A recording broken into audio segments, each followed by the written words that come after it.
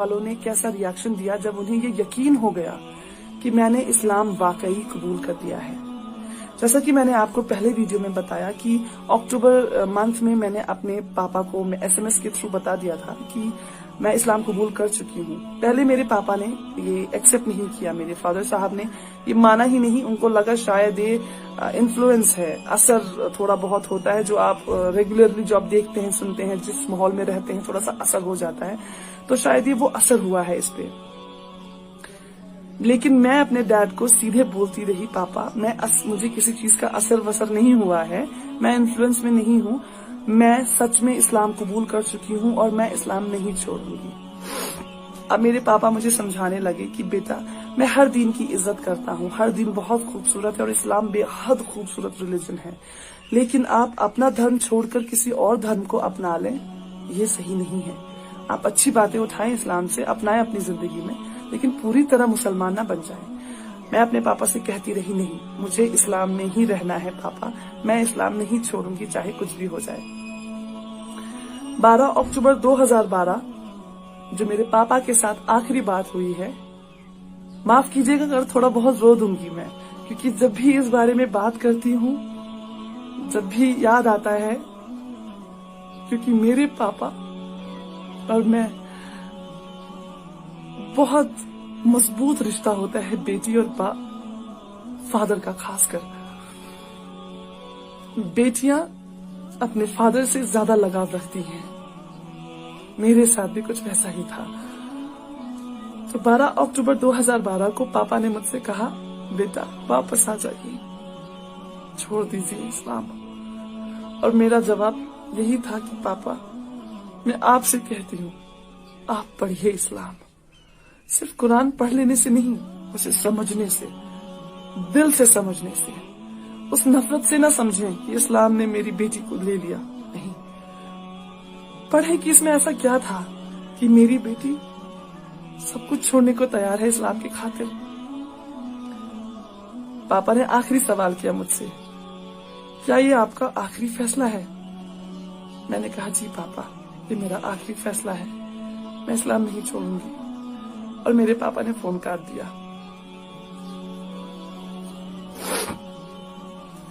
अगले दिन बहन से फोन आया और पता चला कि जैसे ही पापा ने पिछले दिन मुझसे बात करने के बाद फोन काटा, पापा जमीन पे गिर पड़े हैं। पापा को हॉस्पिटल लिया गया है, पापा एडमिट रहे हैं वहां। 1 साल तक मेरे पापा ने कुछ खाया नहीं, कुछ पिया नहीं, ग्लूकोज पे रहे हैं वो। न जाने अल्लाह की क्या रहमत थी, अल्हम्दुलिल्लाह वो जिंदा रहे। और 1 साल पूरा किसी से बात नहीं की उन्होंने, किसी से भी बात नहीं। यहाँ तक कि जो उनकी हमसफर मेरी माँ है, उनसे भी कुछ नहीं कहा। वो सिर्फ मेरा नाम लेते थे और जैसे ही मेरा नाम लेते थे उनकी आंखों से आंसू गिरते थे। मेरी माँ मुझे मनाती रही, बहुत मनाती रही। मेरा भाई रोता रहा, गिड़गिड़ाता रहा मेरे सामने नहीं, फोन पर, और कहता रहा, दीदी मैं अपनी पगड़ी उतार के तुम्हारे पैरों पे रखता हूँ, हमें कत्ल नहीं करो, वापस आ जाओ। मैं जवाब कुछ नहीं दे पाती थी, मैं सिर्फ रोती थी, दिन रात रोती थी। और इससे पापा को पता चलने के बाद, पापा ही वो थे जो कमाते थे घर में, मेरे पैसे जो पापा मम्मा मुझे खर्चा भेजते थे वो बंद कर दिया गया। आप सोचे, इतना बड़ा शहर बेंगलुरु, उसमें मैं एक अकेली लड़की, और पैसे बंद कर दिए घर वालों ने। न खाने को पैसे हैं, ना जिस कमरे में रहती हूँ वहां पे करने के लिए रेंट। आखिरकार धीरे धीरे बहन ने बात बंद की, भाई ने बात बंद की, माँ कोशिश में लगी रही कि शायद ये मेरी बात मान जाएगी और वापस आ जाएगी। माँ ने भी बात बंद कर दी जून 2013 में। माँ थक गई कोशिश करते करते कि ये वापस नहीं आएगी, ये नहीं छोड़ेगी इस्लाम। माँ ने कहा, जो भी बात आपको करनी है यहाँ आकर करें, जो भी आपको कहना या सुनना है यहाँ आके सामने करें, फोन पे आज के बाद कोई बात नहीं होगी। और सारे नंबर्स वगैरह बदल दिए गए। घर का लैंडलाइन बंद करवा दिया गया, मोबाइल नंबर्स चेंज हो गए। मतलब मैं वो हो गई, कहते हैं ना, बिल्कुल बेसहारा। बेशक मेरा सहारा अल्लाह था, मेरा ईमान अल्लाह था, मेरा यकीन अल्लाह था। लेकिन जरूरत होती है, माँ बाप की जरूरत होती है। खुदा का निजाम ही कुछ ऐसा है, माँ बाप वो मोहब्बत औलाद से, और वो औलाद के दिल में मोहब्बत अपने माँ बाप के लिए, ये खुदा ने कुछ सिस्टम ही ऐसा बनाया है। तो जब वो मेरी जड़ें जब हिल गई, मैं कमजोर पड़ गई, और यहाँ से माँ बाप ने पैसा भेजना बंद कर दिया था पहले ही, मजबूर होकर मुझे वो कमरा छोड़ना पड़ा और मैं जाके रहने लगी एक मदरसे में। वहां पे गरीब लड़कियां और अनाथ लड़कियां रहा करती थी। मैंने वहां रहना शुरू किया। सबसे अच्छी बात यह हुई कि मैंने अरबी सीखी वहीं पे। मैं जो अरबी में आज कुरान पढ़ पाती हूँ, मेरी पहली बेसिक तालीम अरबी की उसी मदरसे में हुई, और बहुत कुछ सीखने को मिला कि मैंने तो फिर भी 23-24 साल माँ बाप के साथ रही हूँ। माँ बाप ने इतना अच्छी जिंदगी दी है, हमेशा ख्वाहिशें पूरी की हैं। वहां वो बच्चियां थी मदरसे में जिन्होंने बचपन से अपने माँ बाप को खोया है। कोई नहीं है उनका सिवाय अल्लाह के।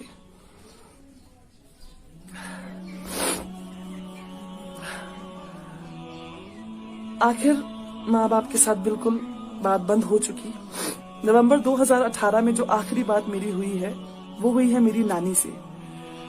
मैंने अपनी नानी को किसी तरह, मुझे उनका नंबर याद आया, एक दिन क्लिक हुआ अचानक से। मैंने जल्दी से वो डायल किया तो नानी ने ही उठाया। नानी से बात हुई, बेहद खुश हुई नानी मेरी आवाज सुनकर। मेरे बारे में पूछा उन्होंने, फिर बोला, बेटा क्यों किया तुमने ऐसा, क्या जरूरत थी करने की? अब सब भूल चुके हैं तुम्हें, कोई याद भी नहीं रखता है, तुम्हारे बारे में कोई बात नहीं करता। तुम्हारा नाम लेना सख्ती से मना है, तुम्हारा नाम कोई नहीं ले सकता। तो अब आप जहां हैं खुश रहें, अच्छे से रहें, सुकून से रहें। तड़पना आपको भी है, तड़पना हमें भी है, क्योंकि वो खून का रिश्ता, मोहब्बत का रिश्ता जो हमारे बीच है, वो तो खत्म नहीं हो सकता।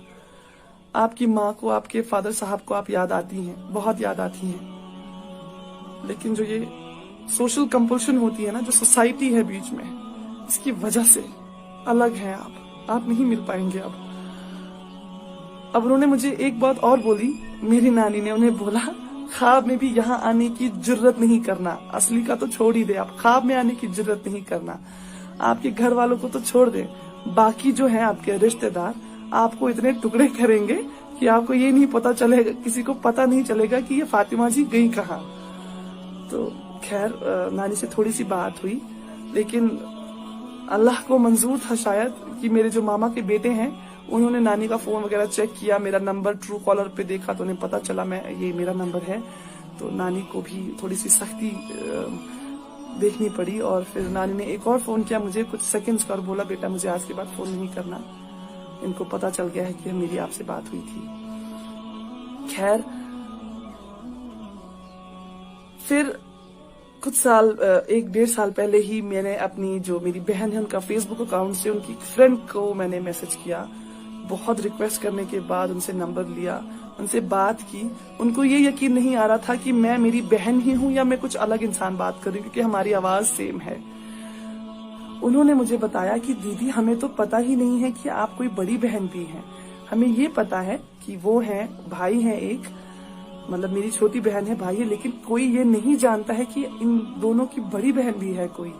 कोई नहीं जानता है। 6 साल में ऐसा खत्म कर दी गई है मेरी एग्जिस्टेंस वहां से। मुझे कोई अफसोस नहीं है, अल्हम्दुलिल्लाह। ये शायद हक है उनका ये करने का।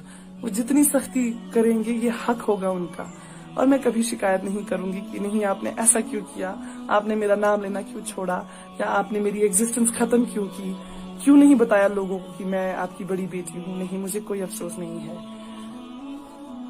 एज उनके रिलीजन का मेंबर होने के हिसाब से मैंने बहुत गलत किया है, उनके लिए बहुत गलत किया है। वो कहते हैं ना कहावत की, जीते जी मार डालना, कुछ वैसा ही किया है मैंने उनके साथ। मुझे पता है मैंने गलत नहीं किया, ये मेरा दिल जानता है। मेरा अल्लाह जानता है कि अपने अल्लाह के लिए ही मैंने सब कुछ छोड़ दिया, सब कुछ छोड़ दिया। ये बातें उन्हें तब तक समझ नहीं आएंगी जब तक अल्लाह की रहमत उन पर नहीं होगी, उनके दिल नहीं खुलेंगे, उनके कानों से पर्दे नहीं हटेंगे। तब तक जब तक उनको ये बात समझ नहीं आएगी इस्लाम के बारे में, अल्लाह के बारे में, हमारे नबी सल्लल्लाहु अलैहि वसल्लम के बारे में, तब तक नामुमकिन है कि वो मेरी सिचुएशन को समझेंगे। मुझे कोई शिकायत नहीं है किसी से भी। खैर, जितने भी नए मेंबर्स घर में ऐड हुए हैं, जैसे कजन्स वगैरह की, मेरे भाई की शादी, चचेरे भाई की शादी, जिनकी भी भाई बहनों की शादी है, जितनी भी भाभियां या जीजू घर में आए हैं, किसी को नहीं पता है कि इनकी एक बड़ी बेटी भी थी। तो बिल्कुल ही खत्म कर दी गई हूँ। आप लोगों से कहना चाहती हूँ कि अगर आपके पास आपके माँ बाप है, जिंदा हैं, आपके वालिद हैं, आपकी माँ है, आपके साथ है, वो वालिदैन दोनों हैं आपके साथ, या शायद किसी और शहर में, किसी और देश में रहते हैं, अल्लाह के लिए कभी ऐसा ना करें कि उन्हें तकलीफ हो। ये ऐसा अनमोल तोहफा अल्लाह ताला ने आपको दिया है। बहुत खुश नसीब है अगर आपके पास दोनों है या एक भी है, बहुत खुश नसीब है, यकीन मानिए। ये ऐसा तोहफा है जिसके लिए आपने कुछ पैसे नहीं दिए। आप जाते हैं ना दुकान पे, आप जब पैसे देते हैं तभी कोई तोहफा खरीद सकते हैं किसी को देने के लिए। अल्लाह ने आपको फ्री में दिया है। आप अपनी माँ से जन्म लेते हैं, माँ और जो पापा फादर साहब होते हैं, दोनों से बेहद मोहब्बत मिलती है, मोहब्बत में पले बड़े हैं आप।